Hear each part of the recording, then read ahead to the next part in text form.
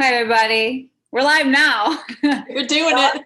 If you're watching this evening, this beautiful evening, if you're on the East Coast, Eastern Standard Time, certainly give us your little comment below, say hello. But I wanted to come on today and really ask you what your version of high performance results really means to you in your life. And I brought on a guest to kind of talk about what her results have been with high performance coaching. And she's had some incredible wins and she's put a lot of work into it. So I welcome Heidi Banks to the call.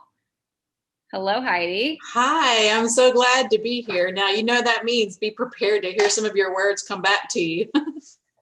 Yes, it certainly does. So I wanted to bring Heidi on today because she's had some pretty incredible results in our small group coaching model, monthly model that we've had.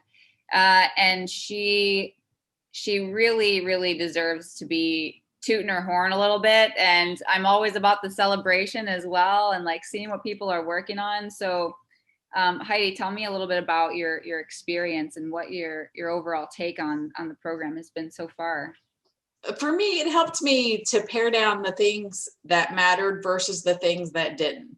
And one of the first things that I remember you imparting to me and that came across so strongly was, seeking to find a way in which you can spend more time doing the things that set your soul on fire, less time doing the things that you have to do. And, I'm like, that sounds great theoretically, but how do we get there?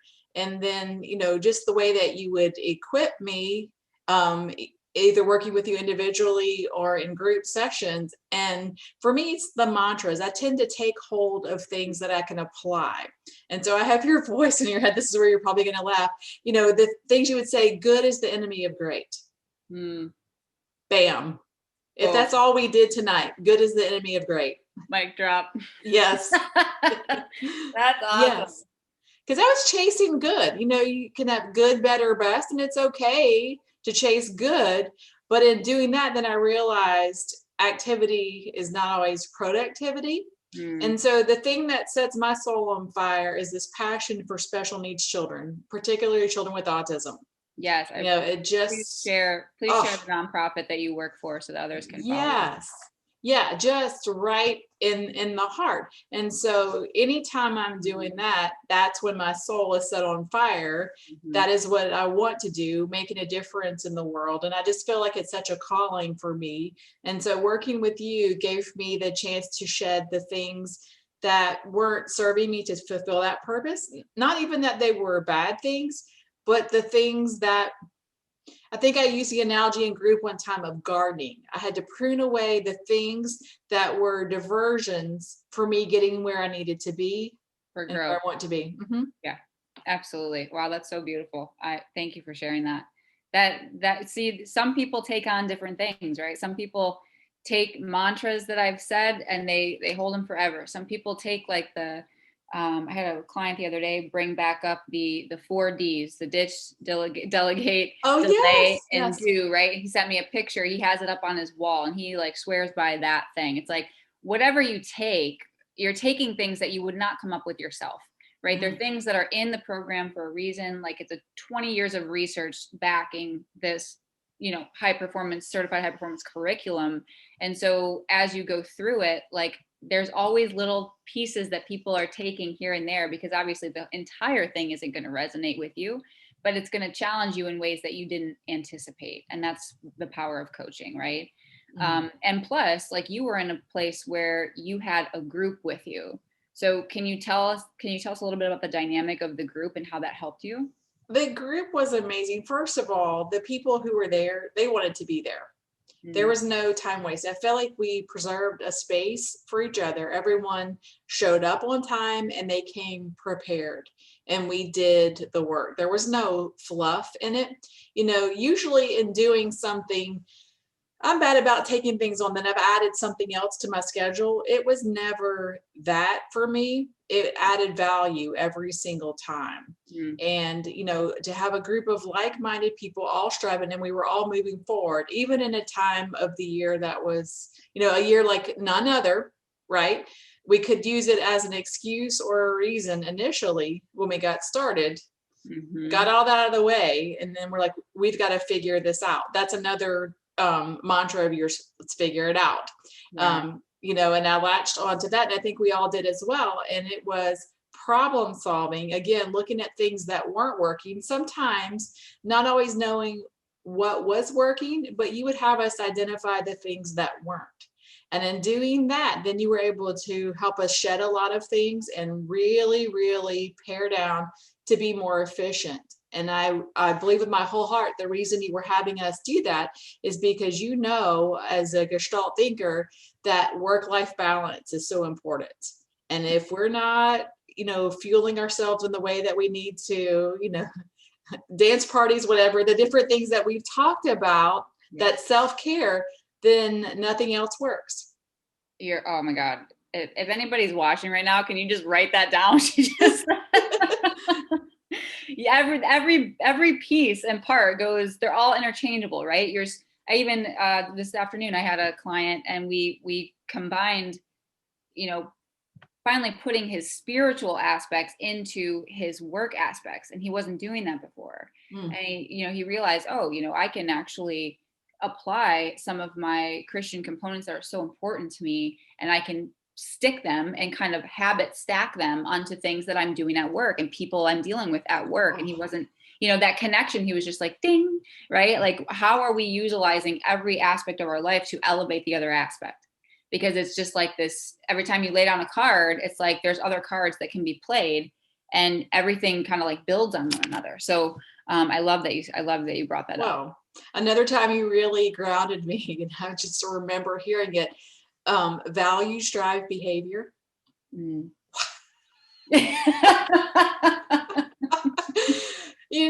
Just sit with that for a minute. I know. Values drive behavior. Oh my gosh, yes.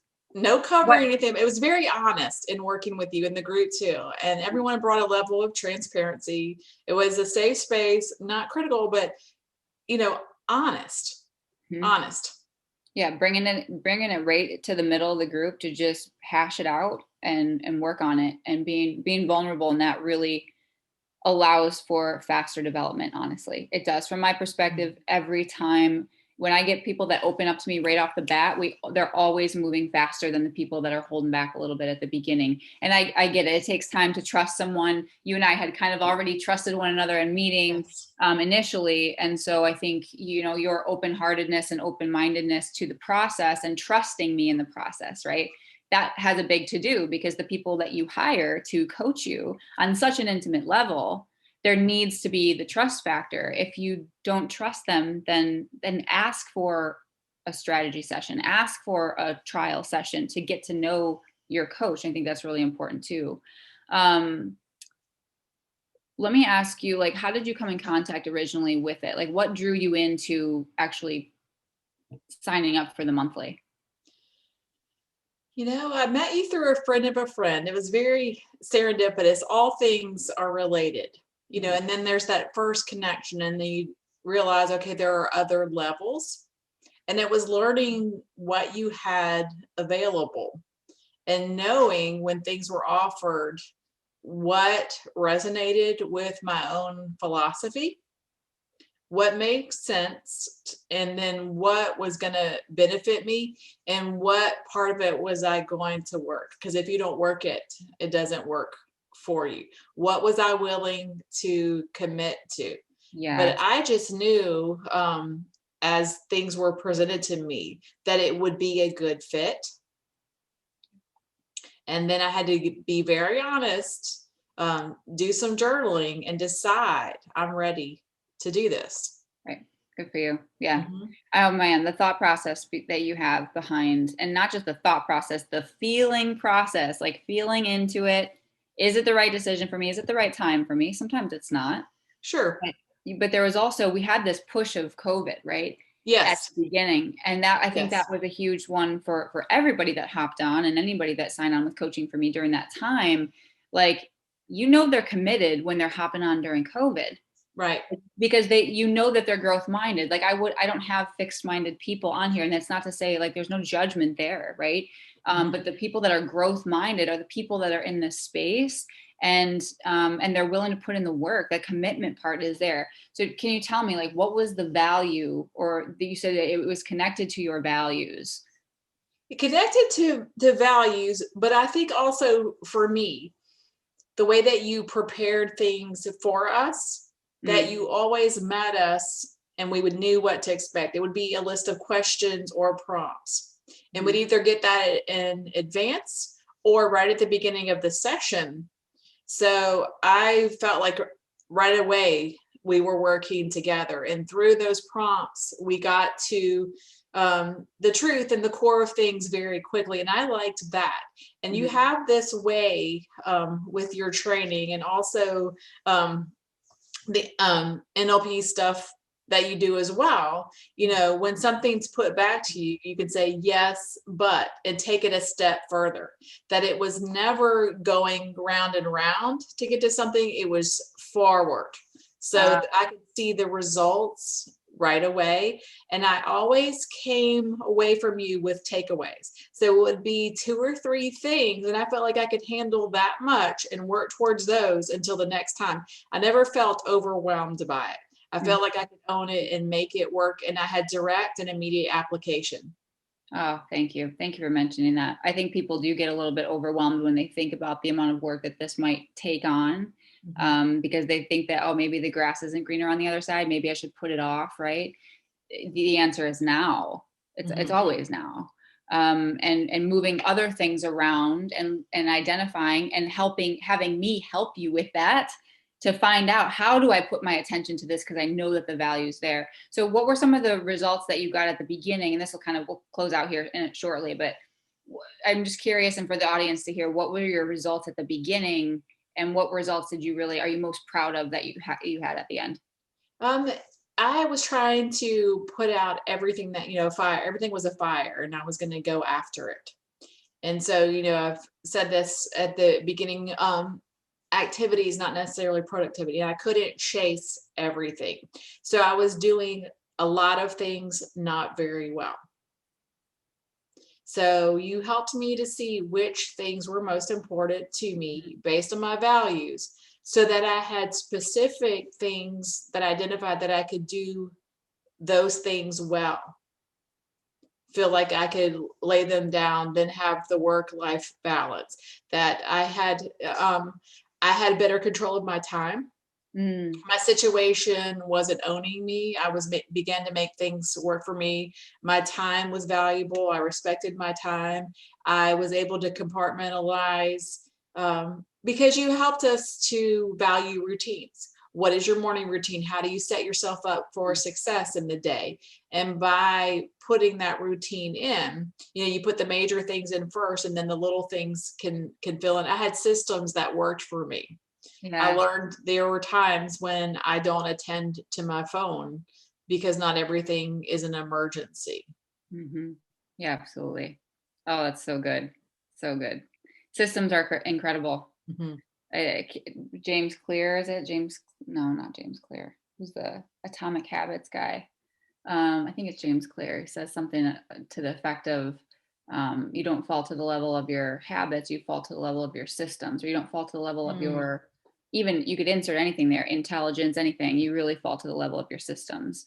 And that really, your routines, your rituals, that is what really creates change really rapidly. And having someone to assist and guiding you in implementing those customized to your life and your goals and your mission, right? Yeah, because, you honor intuitiveness because you're an intuitive person, but there's not randomness. Yes. Randomness. Yeah. Randomness. Yeah. And it's like, what, another thing I remember you telling me, what is dictating, your mental state of attention? That's another thing that just made me, bam. Okay. What am I doing here? What was it before that it's not? What was it before? Oh, I was chasing too many things. I felt like everything needed my attention, and I would go towards it and then realize, okay, well, that wasn't really a crisis. Right. Yes. Oh my gosh. Well, Heidi, would you please share with the those that are watching your nonprofit that you work for, so that they can follow you someplace on that, because I think Yes, it's an it's the incredible Emerald Coast Autism Center.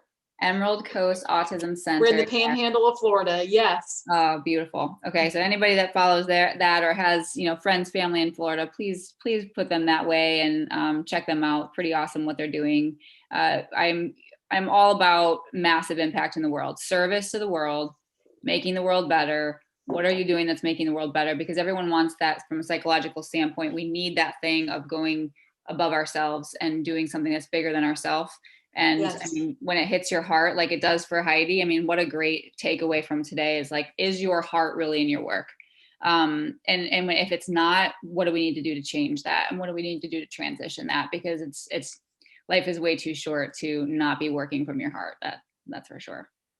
All right, Heidi, thank you so much. And thanks for anybody watching. Certainly would love to hear what you thought of this interview today, and onward and upward. Keep going. I love it, Heidi. Congratulations. Thank you. This was great. Awesome.